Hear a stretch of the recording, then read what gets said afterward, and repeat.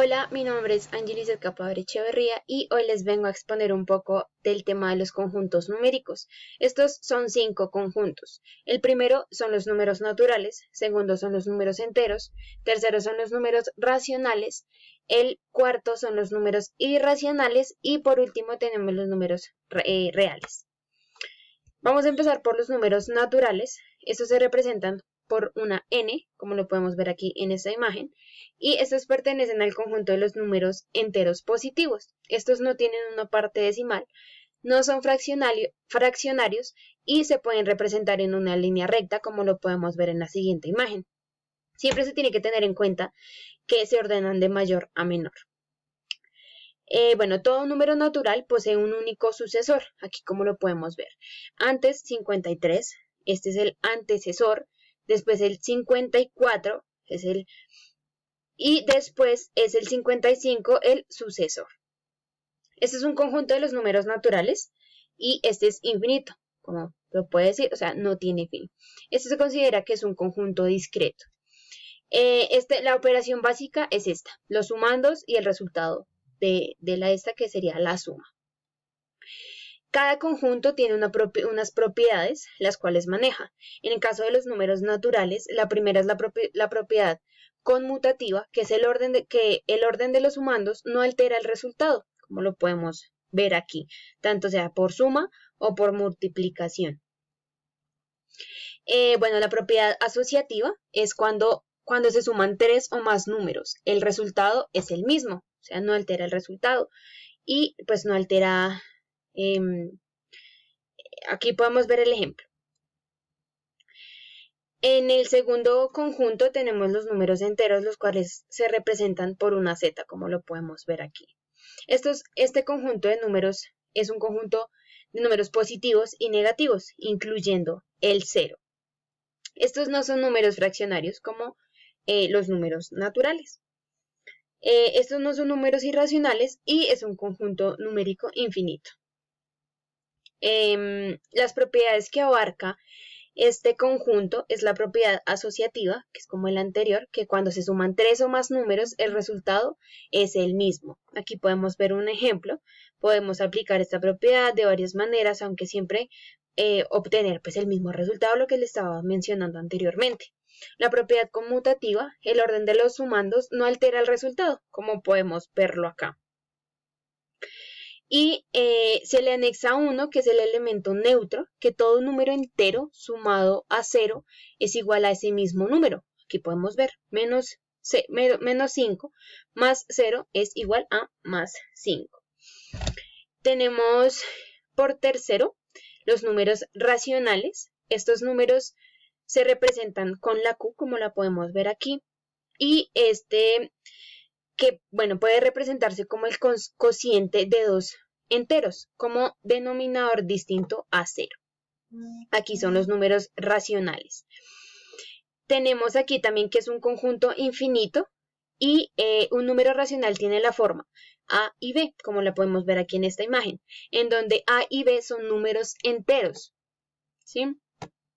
Aquí dice que entre dos números racionales siempre existe un número racional. Aquí podemos verlo. Y por tal motivo se dice que este conjunto es un conjunto denso. Una de las operaciones básicas es esta. En general aquí lo que hacemos es reemplazarlo por los números. Pues aquí está en letras y aquí lo reemplazamos por números.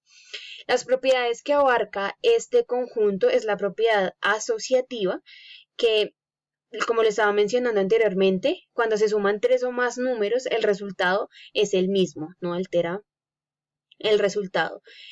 La propiedad conmutativa, vamos a devolvernos, dice que el orden de los sumandos no altera el resultado. ¿Sí? Esas dos se quedaron para este conjunto. Se anexaron la propiedad distributiva. Esta se trata de una de las propiedades de la multiplicación que se aplica respecto a una suma o una resta, ¿sí? Dicha propiedad indica que dos o más términos presentes en una suma o en una resta multiplicada por otra cantidad indica que, resulta igual a la suma de la resta de la multiplicación de cada uno de los términos de la suma o de la resta por el número. ¿Mm? La propiedad clausurativa, la tenemos ahí, que es una propiedad matemática básica que se cumple cuando se realiza una operación matemática con dos números que pertenecen a un conjunto específico y el resultado de dicha operación es otro número que pertenece al mismo conjunto. Bueno, vamos para el siguiente conjunto, que son los números irracionales, los cuales se presentan con una i, como lo podemos ver aquí. Estos números son números reales con expansión decimal infinita no periódica. Este es un conjunto infinito, no posee ni primer ni último elemento. También es un conjunto ordenado, se puede representar en una recta numérica, como estábamos mencionando por primero, y es un conjunto denso, que entre dos números cualesquiera existe al menos otro número irracional. Bueno, una de las operaciones básicas es esta, la expresión a sobre b más c sobre b es igual a más c sobre b. Entonces aquí lo que vamos a hacer es reemplazarlo por números. Entonces aquí quedaría la operación con números. Este conjunto abarca las siguientes propiedades. La propiedad conmutativa es el orden como lo estábamos mencionando anterior, el orden de los sumandos no altera el resultado. La propiedad asociativa, que cuando se suman 3 o más números, el resultado es el mismo. Y el elemento neutro, lo estábamos mencionando también anteriormente, que es cuando cualquier número racional A y B sumados con 0 es igual a A y B, o sea, no altera ninguno el resultado. Por último, tenemos el conjunto de los números reales, los cuales se representan con una R. Aquí lo podemos ver. Este es un conjunto completo, como lo podemos ver aquí en la imagen. Aquí son los racionales, enteros naturales, irracionales y el real. O sea, es un conjunto bastante completo. Bueno, para cada número real existe un punto de lo que representa dentro de la recta numérica. Aquí podemos ver los números reales, irracionales, enteros, irracionales, racionales, irracionales y números trascendentes. Pues eso no lo voy a hablar ahorita. Bueno, todos tienen un orden y se escriben en forma consecutiva. Estos son utilizados para contar. Entonces, bueno, cuando son utilizados para este tipo, entonces nos referimos a que tienen una función cardinal. Las propiedades que este conjunto abarca es la conmutativa, la asociativa, identidad y la distributiva. Por un lado tenemos ahí los conjuntos numéricos y vamos a seguir con otros temas aparte, que pues también va dentro ahí de los conjuntos numéricos. Aquí en primero tenemos la divisibilidad de los números enteros. Aquí está una imagen de los números enteros y dice que un número entero es primo si solo es divisible por 1 y menos 1, el mismo y su opuesto. Aquí tenemos un ejemplo, 17 menos 13. Vamos a hablar también de los múltiples, que los múltiplos, dice los múltiplos de un número son los números enteros que se obtienen al multiplicar dicho número por cualquier otro número entero. Aquí tenemos un ejemplo. 30 es múltiplo de 15. ¿Por qué? Porque 15 por 2 es igual a 30. Vamos a hablar aquí también de la descomposición factorial. Es bastante compleja, pero pues dice que en la descomposición de los números enteros en un número primo, atendiendo a los criterios de la divisibilidad. Aquí podemos ver un ejemplo, la descomposición de 50 y de 165. Bueno, por otro lado tenemos los divisores de un número. Los divisores de un número son los números enteros que se obtienen al dividir dicho número entre otro número entero, ¿sí? Que también será un divisor. Aquí tenemos un ejemplo.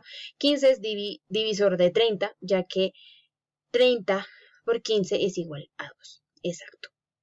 Un número es divisible entre otros si el segundo número es divisor del primero. Vamos a ver también los criterios de la divisibilidad. Dice que un número es divisible por 3 cuando la suma de sus cifras es múltiplo de 3. También por otro lado tenemos que un número es divisible por 2 cuando su última cifra es 0 o es un número par. Vamos a hablar del mínimo común múltiplo y un máximo común divisor. Vamos a empezar con el máximo común divisor. Dice que de 2 o más números es el mayor de los divisores comunes. Bueno, para el cálculo descomponemos los números en sus factores primos y multiplicamos los comunes con el menor exponente. Aquí tenemos un ejemplo del máximo común divisor. Vámonos por el mínimo común múltiplo, que dice de 2 o más números es el menor de los múltiplos comunes, ¿sí? Positivo, incluyendo el 0.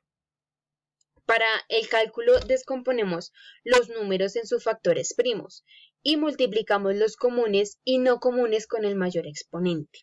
Aquí tenemos un ejemplo con los mismos números, pero pues da diferente resultado, ya que pues es multiplicación y es división.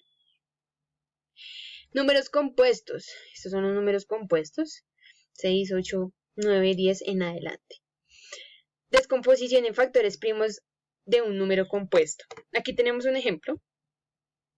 Dice descomponer 84 en factores primos. Entonces vamos a ver.